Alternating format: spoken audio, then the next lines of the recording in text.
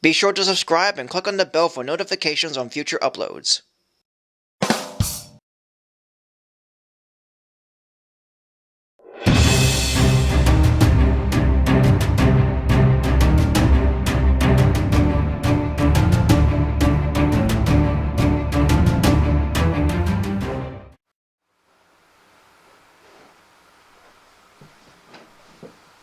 Hello everyone, Someone Bard here, or you can call me Sully. Well, I know it's the 4th of July, and you may be wondering why I'm ending DC month at this point.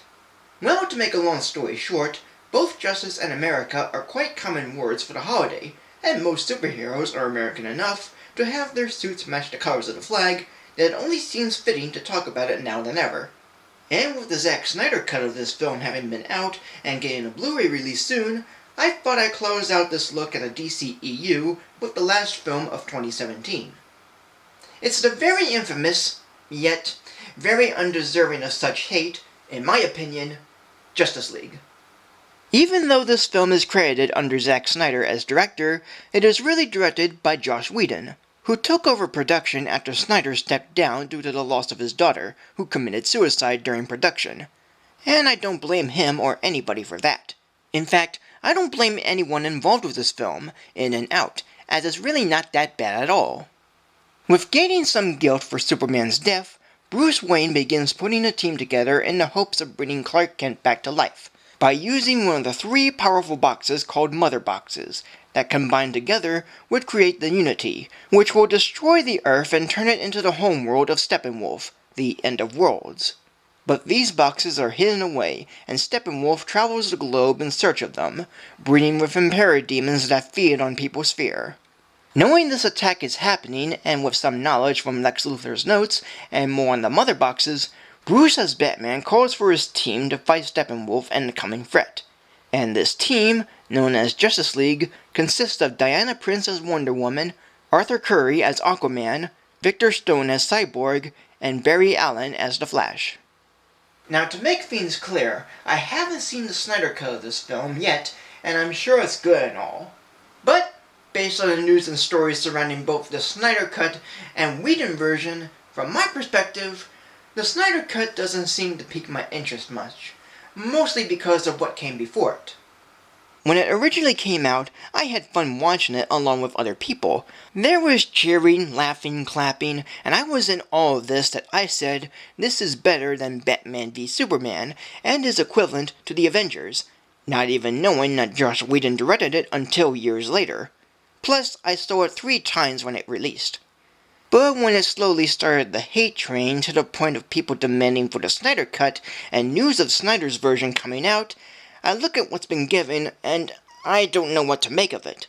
With it being 4 hours long, looking more grim than Batman v Superman, and Steppenwolf's actual design that looks ridiculous to me, I couldn't find myself wanting to see this one as opposed to the Whedon version, which is 2 hours long, is bright and colorful, and has a sense of fun throughout, compared to the previous DC films. In many respects, I have to agree with Warner Brothers for having the Whedon version be canon, and there's no way they would or will be continuing the Snyderverse given this film's ill-fated history. And believe it or not, this version, the theatrical cut, is what got me to be a DC fan. Yes, it's true. Even though I own a DC encyclopedia before this film's release, I got more into DC because of this film. Not a die-hard fan to be exact, but a casual one at best. Enough for me to get hyped for the next DC film, find Batman the Animated Series to be okay, finding some appreciation for the worst DC films, and to even enjoy Teen Titans Go, if you can believe it. But enough of that, let's get into why I like this film, and why it deserves more attention. Because it's being beaten down too much, and getting a huge bum rap for reasons that I don't entirely get. There's so much to go over this film that I'll start by stating what I don't like, as it's pretty minimal.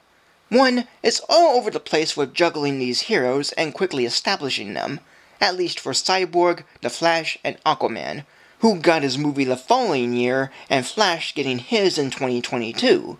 I mean, if this film had an extra half hour getting these characters down, it would be worth it. 2nd, most of the dialogue around Barry Allen is nothing but speed puns, mainly coming from his father, which is really odd. And third is how weird a line or two is, or otherwise poorly delivered. But that's really it. Everything else I find to work very well, even in defending the most criticized moments. The biggest of which is how the effects are handled, with Steppenwolf's design, the climax, and most infamously of all, the opening shot of Superman being interviewed by kids via handheld phone. And to that I say, what's the effect? I don't even see it. Well, it turns out that Henry Cavill was also filming Mission Impossible Fallout around the time Whedon took over, and due to a contract with Paramount on shooting MI6, he couldn't shave his mustache, so it was digitally removed here, as this scene was kind of a last-minute addition. But honestly, I wasn't bothered by this, and found it to be pretty fine. And I can say the same thing for the rest of the effects, even if they look obvious. But the red sky just makes the scene look more cool. What's even cooler is the slow motion with the Flash, as tons of lightning effects fill the screen, sometimes leading to a funny reaction. There's nice bits of callbacks, action that's really fun, all the dialogue is interesting, it's great to see these characters interact, cameos of Green Lantern Corps and Slade Wilson, Luthor isn't bad in this, and the humor does have me laughing every now and then, even if it's unintentional. And I don't know why, but Alfred's line on exploding wind-up penguins gets me every time. Speaking of humor, people have problems with Barry Allen being the film's comic relief. That is, being unfunny and annoyingly distracting. But I found every line and action he makes to be pretty funny, and getting me laughing, even in the biggest of ways. And the entire climax is full of amazing effects, great action, fun humor, and it's all decently paced and colorful. The music by Danny Elfman is also a nice touch, as he not only offered some good cues, but also brought in his original Batman theme, which is very welcome. Not only that, there's the themes of the other superheroes from previous films. Wonder Woman's theme by Hans Zimmer, and two of Superman's cues, his theme from Man of Steel by Zimmer, and his theme from the 1978 Superman by John Williams. And Elfman's theme for The Flash is alright, though it would be cool to hear his Flash TV theme he did in the 90s. And it's interesting how things from the previous films built up to this, and I don't mind that. And by the way, the question the kid asks to Superman about what he likes best about Earth is never answered. And I'm okay with that. And with all that's been said, this is my favorite movie in the DCEU pre-Aquaman, hands down. Even when the 4K release was announced, I would buy myself a copy just to support this film, that will never likely get a continuation, which is a big shame, because like the 2017 Mummy movie, I can see the potential of there being more out of this, and nobody's willing to give it a chance. I'm glad DC is in a new direction and making their films more colorful and fun than before, and it wouldn't be so if it weren't for this. So let's just cut the Whedon version some slack. The Snyder cut's already out, so there's no need to worry about it anymore, and just let this one go.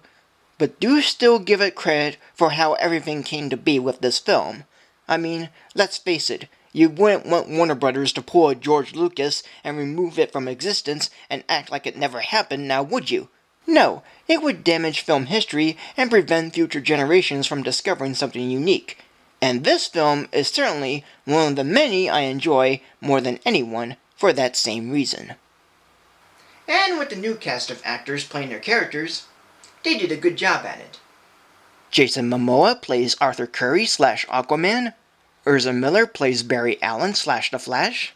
Ray Fisher plays Victor Stone / Cyborg. Amber Heard plays Mira. Joe Morton plays Silas Stone. J.K. Simmons plays Commissioner Jim Gordon. And Siren Hinds voices Steppenwolf. As a whole, this film is pretty fun. The characters are good, the story is nice, and the effects are pretty cool. Despite the directing credit under Zack Snyder, even though a handful of his scenes are in this film, director Joss Whedon, I say, did a good job of bringing all the superheroes together under one roof to finish a version that I find to be highly unappreciated.